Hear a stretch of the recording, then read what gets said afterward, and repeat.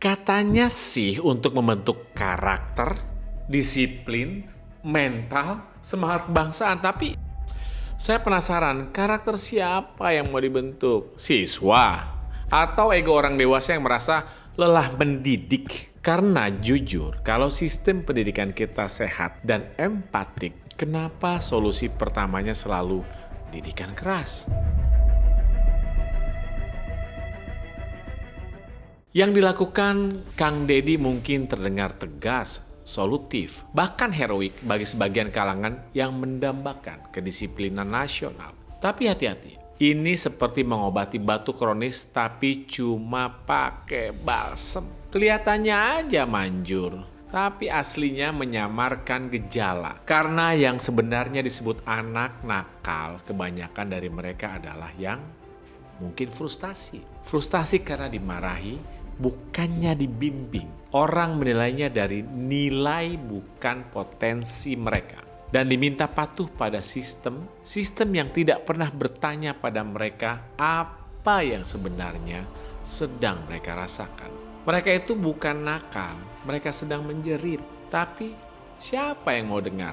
Apalagi update terbaru program pendidikan militer siswa ini sudah direalisasikan lebih cepat dari rencana awal sejak kemarin 1 Mei 2025 dengan kurang lebih 40 siswa menjalani pendidikan selama 6 bulan di Resimen Artileri Medan 1. Shirayuda Batalion Artileri Medan 9 Purwakarta. Katanya sih siswa-siswa yang diangkut pada angkatan pertama ini dari berbagai latar belakang, dari tawuran, balapan liar, gadget edik yang Kang Deddy menyebutnya dengan kata main Mobile Legend. Jadi masuk barak militer bukan latihan perang-perangan, bukan.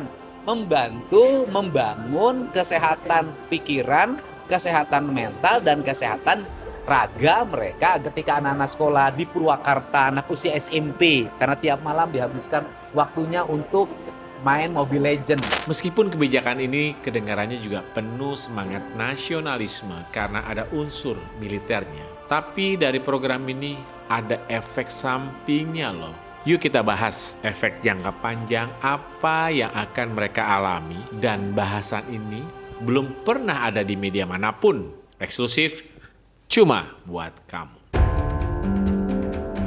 Yang pertama, efek stigma sosial. Anak-anak yang pernah menjalani pendidikan di barak akan dicap seumur hidup bukan alumni pelatihan, tapi troublemaker certified. Kedua, adanya potensi kekerasan struktural di mana ada kekuasaan tanpa perlindungan. Disitulah potensi kekerasan mengintai. Siapa yang berani jamin kalau barak itu bebas dari perpeloncoan, pelecehan, bahkan trauma psikologis? Ketiga, pendidikan formal yang terputus. 6 bulan di barak berarti 6 bulan kehilangan pendidikan akademik. Apakah nanti ada sistem remedial? Atau cuma bentuk karakter dulu, ijazah belakangan? Bahkan menurut Koordinator Nasional Jaringan Pemantau Pendidikan Indonesia atau JPPI, Ubaid Matraji, bilang begini, bahwa gagasan ini tidak pantas untuk dijadikan pendekatan untuk mengatasi anak-anak yang kurang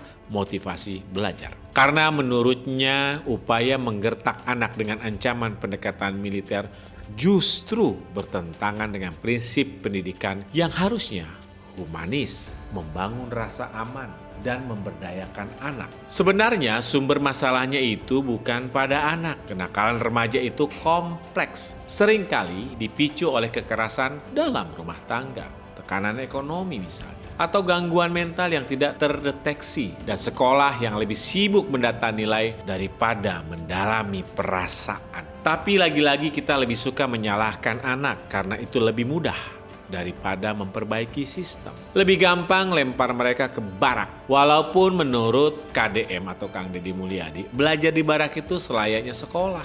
Bedanya mereka belajar di area kompleks TNI Polri dan pola hidupnya lebih disiplin katanya. Karena mengkritik tanpa memberi solusi itu sama saja seperti guru memberi PR tanpa ada yang ngajarin.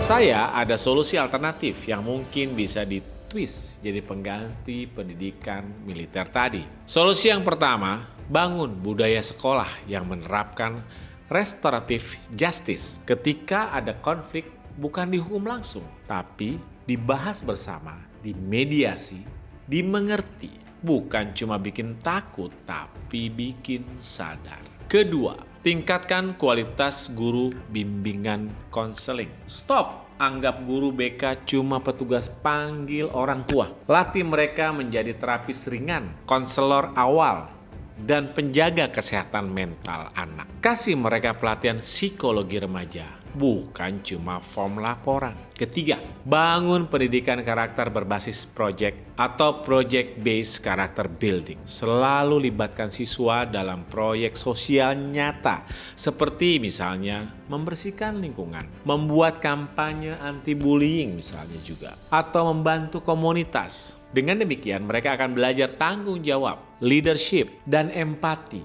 melalui pengalaman langsung. Keempat, pelatihan guru yang lebih manusiawi.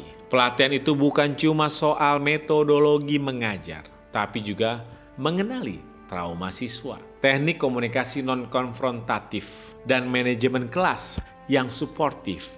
Kenapa ini penting? Karena banyak guru menjadi otoriter, bukan karena jahat, tapi karena nggak pernah diajarin bagaimana cara menangani anak yang bermasalah dengan empati. Contohnya, bikin pelatihan seperti positive discipline in the classroom karena sudah terbukti efektif di banyak negara dan bisa diterapkan melalui Diklat Guru Nasional. Yang kelima, lakukan kolaborasi komunitas, misalnya program Bina Remaja bersama tokoh masyarakat. Kegiatan yang melibatkan tokoh masyarakat, pemuka agama, aktivis lokal untuk membina remaja beresiko. Kenapa hal ini penting untuk dilakukan? Karena pendidikan karakter tidak bisa diserahkan hanya kepada sekolah atau negara saja. Lingkungan sosial berperan besar dan terkadang sosok figur panutan bisa menyelamatkan satu generasi. Anak yang kita anggap nakal hari ini bisa jadi cuma manusia muda yang sedang bingung, kecewa, dan butuh ruang aman untuk tumbuh. Mengirim mereka ke barak bukan solusi, tapi bentuk keputusasaan sistem. Kalau kita mencintai anak-anak negeri ini, mari kita beri mereka pendidikan yang manusiawi, sistem yang peduli, dan guru yang mau belajar. Karena karakter tidak dibentuk lewat hukuman, tapi lewat kesempatan untuk dipercaya kembali. Setiap hari, karena semua butuh informasi.